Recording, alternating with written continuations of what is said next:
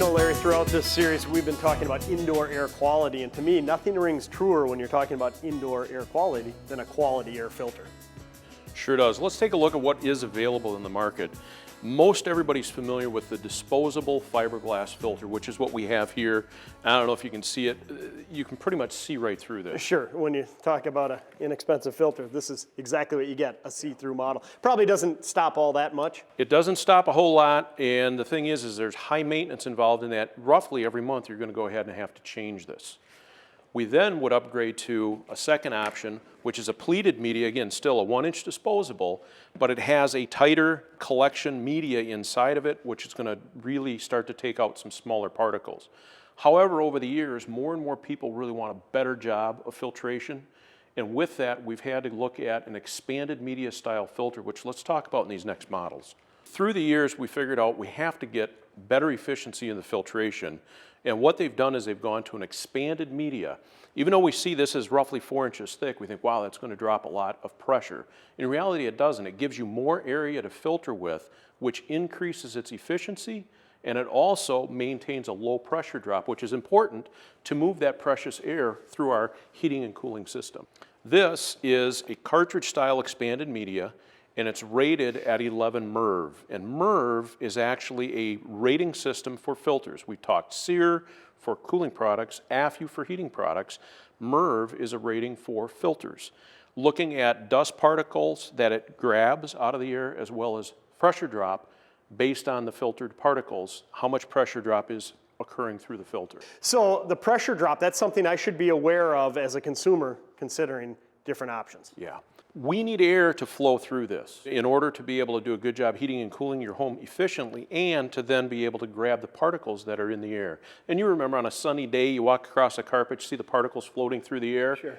What we're trying to do then is, while they still remain airborne, be able to run your fan, bring them down through the filtering system so they're trapped down here. So you'll have a less tendency of having as much buildup on your furniture as what we customarily see. Okay, and so that's why they came up with that MERV rating system is, yeah, you want to get rid of those, but you have to maintain the airflow, because after all, you could just take a thick blanket and stuff it in there. Exactly. Nothing would get through, including the airflow, and then you're at a loss. Yeah, and then your system wouldn't perform properly. So it's very important for we as manufacturers to make sure that we do a good job cleaning, but still maintain proper airflow through our systems. Okay, what's a range that a consumer should be aware of?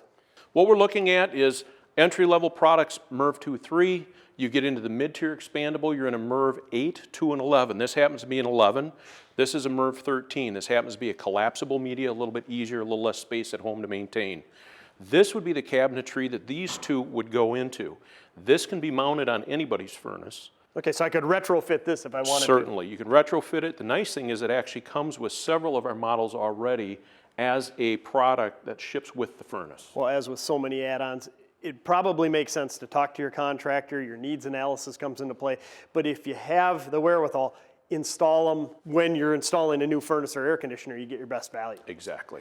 So obviously these expanded media cartridges do a great job at cleaning the air in your house. What about purifying it? I see this one right here, an Infinity Air Purifier cartridge. Yeah, let's talk about that. I actually have one installed in the lab. Let's go take a look. These can actually be installed in several locations. This happens to be next to the furnace. Depending on space constraints, it may be necessary to actually put them somewhere else in the return. But any location could be accommodated based on space and where location is convenient for the homeowner. And does that go for an expanded media cabinet as well? Yeah. Expanded media cabinet, anything else. Ideally, you'd want it as close to the furnace as possible, but it can be accommodated in other locations. Okay, well, let's take a look at the advantage to, utilizing capture and kill technology. Sure. This actually does utilize electricity to run. And when we open this up, you can see there's a power pack that actually has the electric field that kills what is captured on the filter itself. So when you're talking about killing something, what exactly are you killing? This is a MERV 15, so it can trap cold viruses, flu, as well as even up to anthrax will be trapped on here and actually killed, so it's inert. So when I actually remove the filter, anything that becomes airborne is in an inert state, so it should not bother me anymore. Wow, so when you're looking at today's tighter homes, you're looking at how much time we spend in our homes, people with home offices, our family. It seems like we're spending more time than ever in that indoor living environment. You go with a capture and kill technology. Is it fair to say that you're less likely to encounter the flu bug, the common cold? You probably end up being healthier overall. It definitely is going to reduce the possibility of having the chance of spreading from one to another within a home. But if obviously I sneeze on you, chances are you're going to get it. Sure, but again, with today's technology, why not take advantage of it? Talk to your contractor. Based on your needs analysis, capture and kill might be just the ticket for you and your family. These filters, how often do you need to change them? Nice part about these is roughly it's an annual type event. So once a year versus the disposable we talked earlier, once a month. Whereas these, it'd be a simple, take this one out, remove it, dispose of it, take the new one, slide it back in, put it back in place, and you're good to go. Once a year, this is a maintenance item for the consumer. Again, filtration plays an extremely important role in indoor air quality, and talk to your contractor and go over that needs analysis and get the best filter for your situation.